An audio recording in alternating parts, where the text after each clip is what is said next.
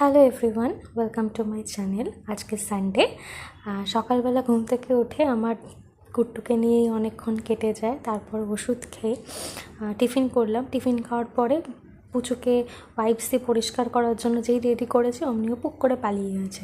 আজকেও বাইরে বেরিয়ে গেছিলো, সেজন্য ওর পা হাত পা ভালো করে ওয়াইপস দিয়ে পরিষ্কার করতে হবে। তারপর আমি চলে গেলাম স্নান করতে। যেহেতু সানডে শ্যাম্পু করার আছে, তাই জন্য স্নান করতে একটু টাইম লেগে গেছে। তারপর মুখে একটু ভালো করে ক্রিম, টোনার এগুলো লাগিয়ে নিলাম।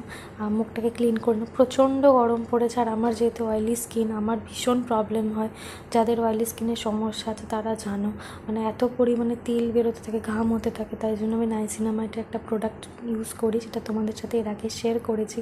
আর সানস্ক্রিন তো ঘরে থাকলেও মাস্ট, আমি ডাউনটকের সানস্ক্রিন ইউজ করি। আজকের ভিডিওটা এই পর্যন্তই। টাটা।